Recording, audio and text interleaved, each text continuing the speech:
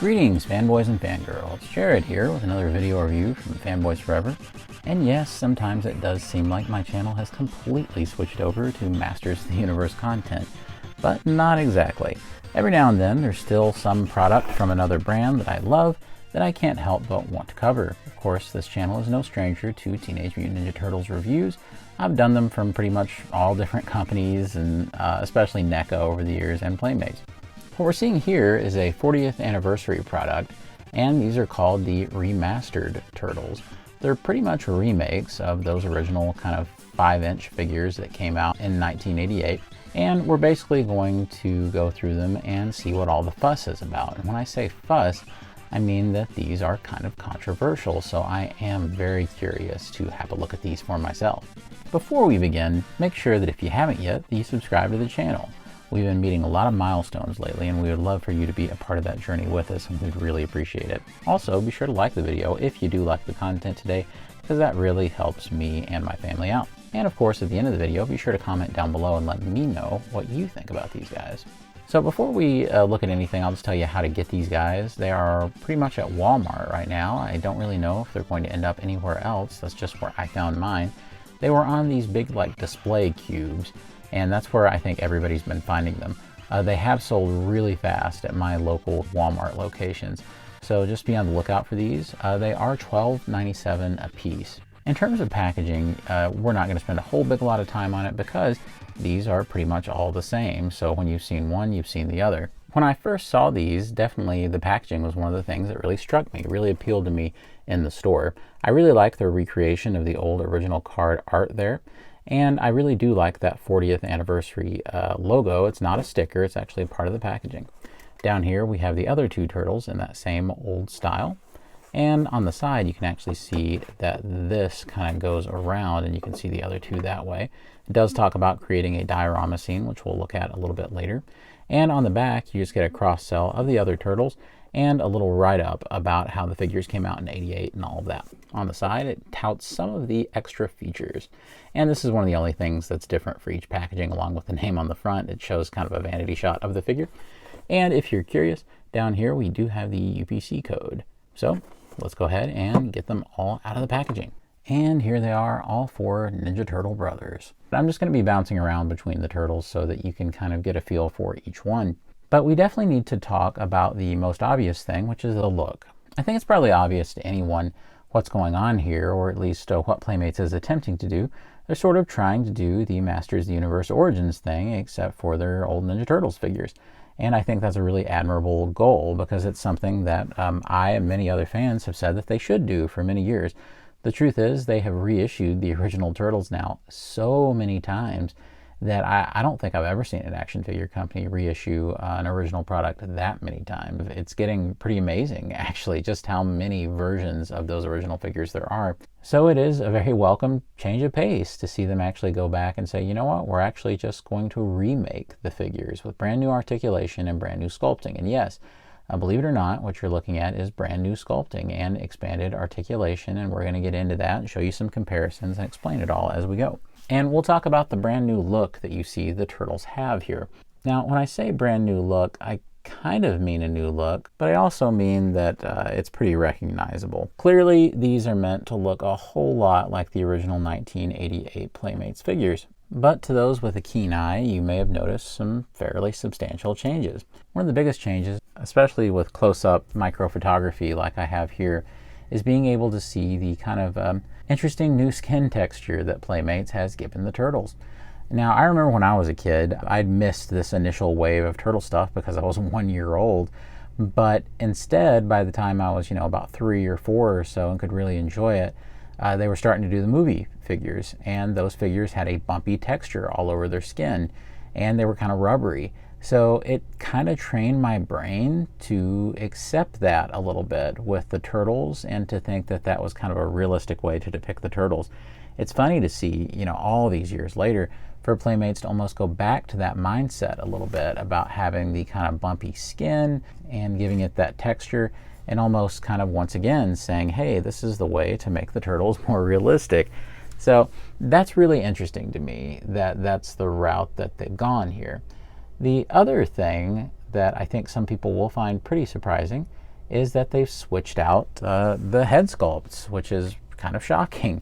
They switched out Leonardo and Donatello's. So if you look, you can actually see that originally Donatello had the bare teeth on both sides of the snout, and Leonardo had the kind of gridded teeth to the right. So that used to be the look that they had, but now they've switched them out. Some people are thinking that they just got them mixed up. I don't think that's the case, because I really do think that they probably thought, they looked at it and they were like, oh, well, you know, Leonardo's the leader, and, you know, he needs to have the most kind of normalized basic head sculpt, so we're going to give him the one that's kind of even on both sides. So we're going to give Donatello and Michelangelo, since they're the less fearsome of the turtles, we're going to give them just the side grit and keep those full grit teeth for Leonardo and Raphael. I really do think that that was probably their intention here. Right or wrong, you know, if it were up to me, of course I wouldn't have changed it, because I would have said, well, you know, people are going to be upset about it, and sure enough, they're pretty upset about it. For me, I definitely see why they did it like that, but there's all kinds of funny things in this release that make these both really cool and kind of frustrating, but we're going to get into all of that because there's definitely some other areas of interest we need to discuss. Let's start just talking about the turtles one by one, and we'll cover all of our bases. Leonardo here offers us the chance to look at just the basic sculpting and their kind of theory about these bumpy parts on the skin. As you can see, it's just kind of like little pock marks all around. Once again, I even said this in the last video I put out on the channel, I'm one of these guys that's always going to say, when you see unpainted sculpted detail like this, I'm always going to be like, hey, add a wash to it and see what happens. I'm thinking about it, you know, just to see what that might look like. It may make it look much worse. I'm not really sure. If it drew more attention to it, might make it look like there's black specks all over them. Not really sure. It's something that I might experiment with. But it's very interesting. I don't hate it. I really don't. If nothing else, it's different. And that's the thing that you're going to hear me hit on a couple of times throughout the review, maybe more than a couple of times. Honestly, I'm a little sick to death of the original turtle sculpts. That may be sacrilege for fans to hear, I guess. But I am. They've released them too many times now. So anything that they could have done to have made it different, chances are I'm going to be a little more receptive than I probably usually would be. As we go through, you're going to see me make comparisons to several different versions of the turtles just for fun. Perhaps the most important comparison that we can do is with the original 1988 counterparts. Now, this one is my childhood Leonardo figure that I got. And of course, you know, he's a little worse for wear, but I think you can kind of get the point. These guys are a little bit bigger. There's certainly, that texture is very different. And this is a good illustration of how sometimes they changed up the head sculpts. Know that I think these are even more different than they were in my mind's eye once I get them side by side. So truly, they are a very, very different thing. The sculpts are kind of statues with cuts in them in a way. You know, they're not perfectly proportioned and all of this, whereas all of this is perfect proportions. You can make them stand straight up, and this guy has like 7 points of articulation. So there is a substantial difference, but your mileage is going to vary. This is also a good example of how they've changed color, and they've kind of done some different things in the modern era with that as well. It's just very different beasts going for a similar kind of vintage aesthetic. I do have the other original turtles, but they're kind of hard to get to in storage right now, so I really couldn't get them all out. But I am happy to provide some photos of those side by side right now. Here's Raphael with his vintage counterpart. Donatello with his 1988 brethren, note the head sculpt switch up. And finally, Michelangelo, who for my money is probably the closest recreation of the original compared to the other three. For this one, we're going to do a comparison to the Super 7 version. This is the Ultimates Leonardo. I mean, different scales, of course, but you can definitely see a kinship between them. But you can also see here where they have the correct kind of version of their remake of the original head sculpt, and here they did their own thing. Leonardo does feature his katanas. The storage works really well for these. Of course, the grip on his hands is really good for those katanas. He functions exactly as you would expect him to. I do think it's interesting that they opted to give him colored wraps on those blades, which I see happen a lot with the turtles in video games and things. You're going to see this repeated throughout all the figures, and that's something that wasn't there on the original toys. So I think that's interesting. Like I said, I'm just glad to see a change at this point to give these a little bit of an identity of their own. All right, next up we have Donatello. Once again, we do have that kind of texture going on. And of course, the old original 88 releases had their own colors for each turtle, and we definitely see that manifested here. However, as a lot of people have pointed out, Donatello here is practically brown. So they have kind of left the farm on the green and definitely went for a very, very, very brown color. It really is just pretty much straight up brown. I'm okay with that because once again, I am looking for something a little different with these guys. But I also agree with folks that say that this just would have been better had they at least kept it a little bit on the green side. As it stands, he's certainly different than the others, and I guess that's something. I think that it doesn't quite meet the potential it could have. He does also have his bow staff, which is fully painted here. It does have the purple on the wrap, but doesn't match the purple that they used here, which is once again maybe a little dark. Now the original figure also had a very dark purple, but this is almost on the borderline of being like navy blue. So I think it's interesting that their color didn't end up matching. Donatello is definitely a microcosm of some of the things that makes this line cool, yet also a little frustrating. And for Donatello, we'll have a little fun with a comparison by putting him with the kind of end of the series variant from the Teenage Mutant Ninja Turtles 2012 CGI series. So they're pretty similar in scale. Of course, with Raphael here, he's definitely one of the least offensive, I think, visually, because they, pretty much have things right. I do think it's interesting that they continue to do this really, really, really light green. So it's really the opposite of what we have going on with Donatello. It's so bright. And I think, a little brighter than what that original figure had going on. And I like what they did. We'll definitely do a little bit more of an offbeat comparison with him. Let's go for the Turtles Out of the Shadows Raphael. Just a fun look at the differences in scale between the two figures. In terms of articulation, they're very similar, with this guy only having just a tiny little bit more articulation than he does. And again, I'll point out that this guy holds his weapons very, very well, and the weapon storage works perfectly. So functionally, there's really no problem at all. And I think visually, Raphael, really, there's not very much to complain about. And that leads us to good old Michelangelo here. Michelangelo's just happy to be here, as usual. And I think he looks pretty good. They've, retained the original head sculpt, and they have that new bumpy texture, of course. On the back, we do have our nunchucks, but you'll notice that I don't really have them down in their holsters completely. And that's because these are a little tight, and these all have, some form of orange paint on them. I just feel like it's going to take that paint right off of there if you leave it in there for a while. So I don't really trust it. That's why I kind of leave it on the bare plastic. So I'm just telling you that that's how I feel about it. You may not worry about it. It may not be a big deal. But once again, everything besides the holsters this time works pretty well. No real visual issues. Maybe in terms of color, Michelangelo is the closest along with Leonardo. So maybe Leonardo is a touch dark, but I think those two work really well visually. Definitely an interesting one that we can compare him to is the Loyal Subjects Michelangelo. We'll go with the 4-pack IDW Michelangelo. These are the only Loyal Subjects Turtles figures that I have, is that 4-pack, because I got it on a really good sale at Walmart, who was clearancing them out.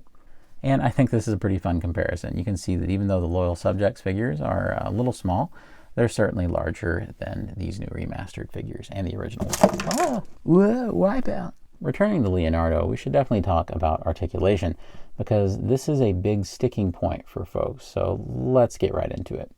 First of all, you do have the head, which is on a ball joint. I'm not sure how easy these are to remove necessarily. It's not something I really care about removing anyhow. I'd say they come off pretty easy, I'd say with a little heat. But yeah, you can bring them up about this much, down this much, and they go all the way around. You'll find the same is true for all the turtles on all this articulation. They do have just these hinges right here that gets you above 90 degrees at the shoulders. You can bring them all the way around and hug them pretty much completely to the body, which is a really good thing. You don't always get that. And down here we do have a complete rotation, pretty much, that works with the elbow. Now, here's a sticking point. You do have this hinge, and you can get the arm completely straight, which I appreciate. Yeah, it's pretty close to 90. You do have to work with it. Don't assume that what you first get is all you can get. You really have to kind of feed it in a little bit, and it kind of goes from there. Quick note, I do see the plastic is really stressed out at the bottom of the katana here. So yeah, I probably need to heat that up, I guess. But yeah, you definitely can get some articulation going here. It's just kind of difficult to get exactly what you'd want. As you can see, you can get a pretty good right angle there. It is worth noting that the wrists do rotate, but there are no hinges whatsoever at the wrist. Unfortunately, you do lose the ability to do a whole lot of things, so that is a real shame. Now, there is nothing at the waist, which I think is surprising and disappointing. I think they could have made that work. You definitely wouldn't have wanted a cut to go through the shell because that would have looked weird, but to have made this part separate down here with the legs, I think you could have easily had at least a slight cut, but they didn't do that. Down here we do have hinges at the legs, at the hips. Now these are pretty good. I don't think anybody will have any problem with that because that's a pretty nice kick. You can bring it all the way down, but you can't really bring it back, so it kind of just stays straight. You can rotate those legs at the hips. You can see the plastic is a little roughed up right there at the hip, so that may require a little heating.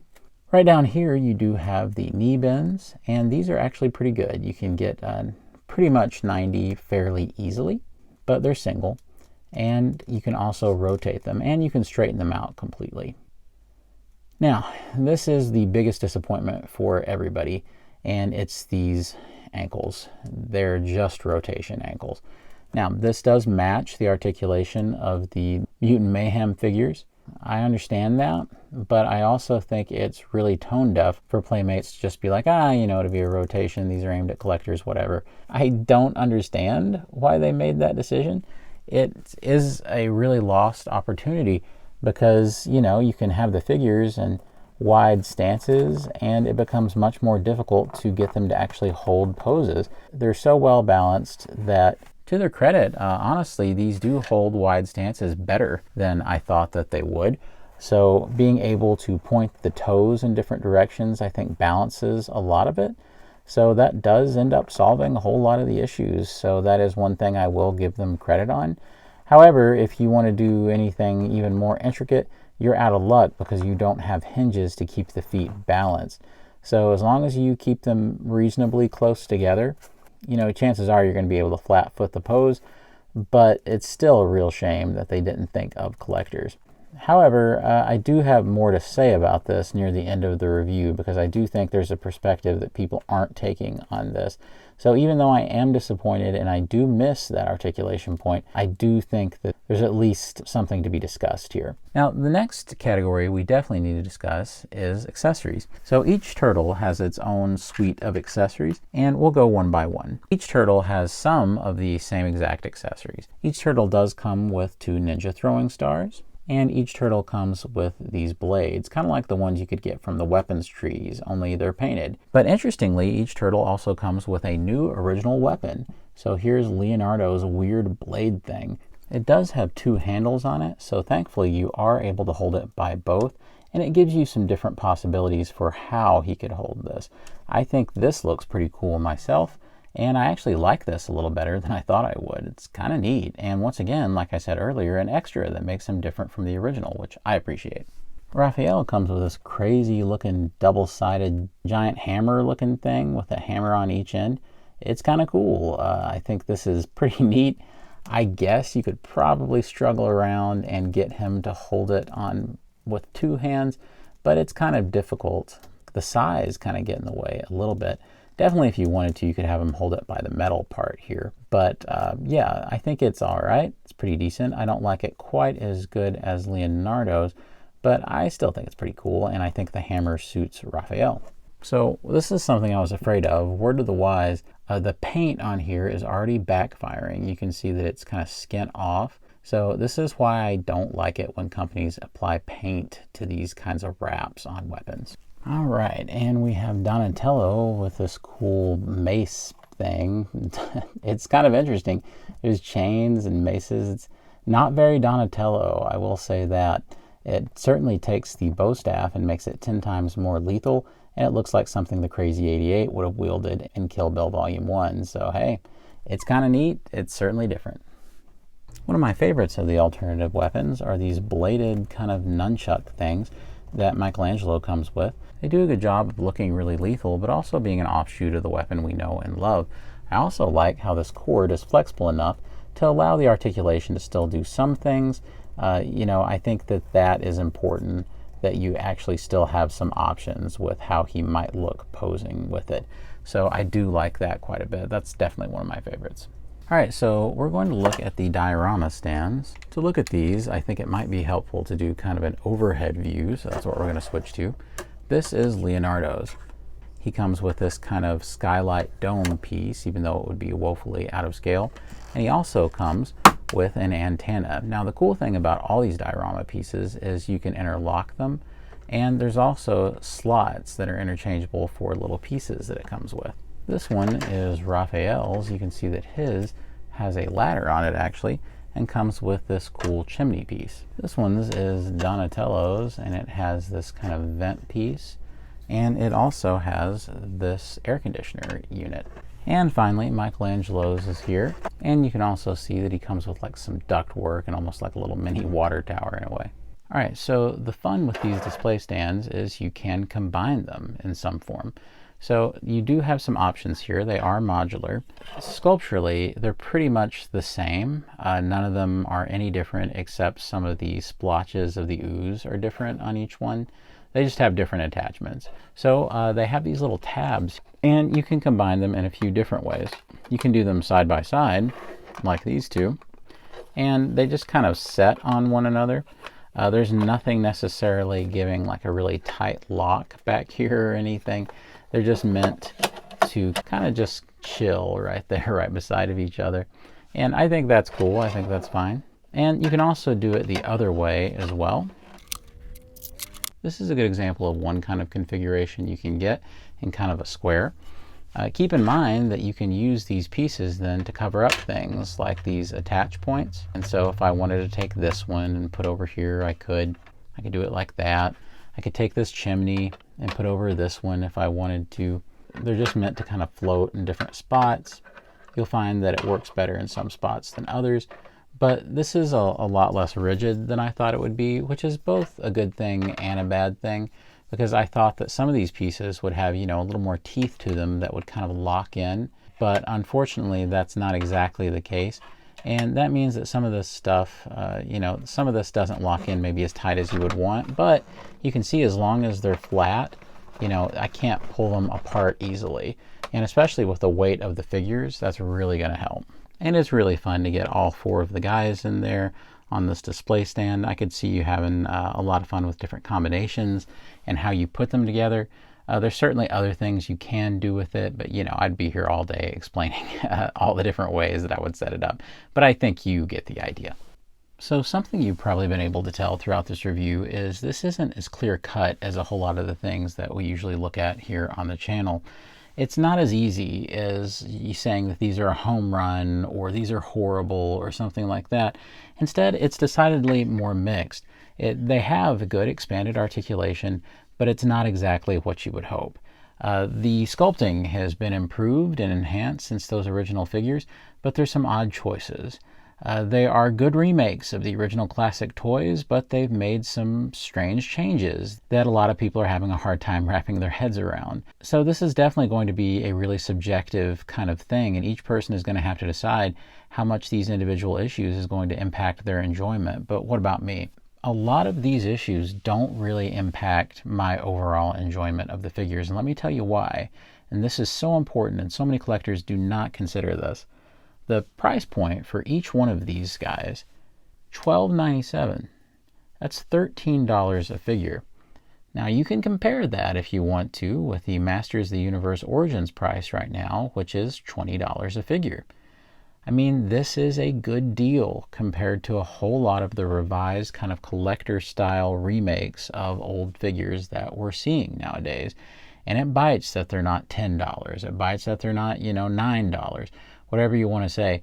But that's just the reality of the market now, and this price does beat out a whole lot of the prices for similar items. And they include actually really nice display stands. You can see here I have them in the configuration of being, you know, one long row, and that's a lot of display area for your buck there. And they're customizable. There's different pieces on them and things you can plug in. It's pretty cool, honestly, all things considered. They even have alternative weapons that you can use, and they didn't really have to include those. They were just kind of a bonus.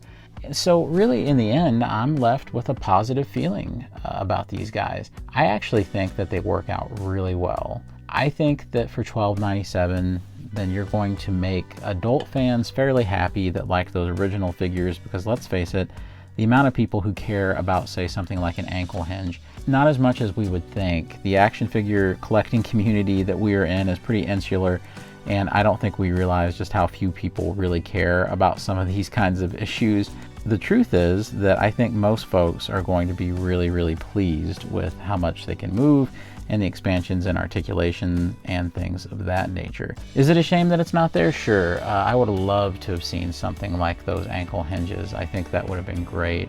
But the truth is that these are a really good deal for what you get, and so far they're a really big hit in my area, and they're selling very, very well. So do I recommend them? Yeah, I do, actually. If your taste kind of aligns with mine and you kind of, you know, can forgive the same points I can, then these are a really good deal.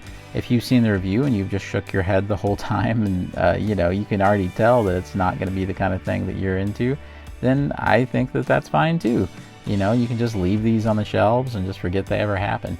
For me, though, I think that these are really cool, and I think it would be a shame for a lot of collectors to judge them too harshly and just leave them when they're such a good deal, so widely available.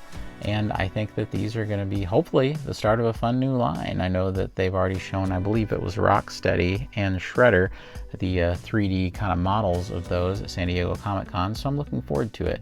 And look, you can even take something like your NECA comic book Splinter there and just throw him in, and it looks really nice that way, honestly. So, I mean, it's not bad.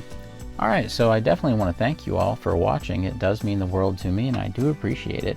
Of course, be sure to hit that like button if you've enjoyed today's content, and of course hit the subscribe button, because that will help you keep up with us and all the new videos that we do here on the channel. And if you're really feeling generous, there's always the thanks button. And as always, God bless you and yours, and I'll see you on Fanboys Forever. Fanboy out. Here you can see that Leonardo comes, each turtle comes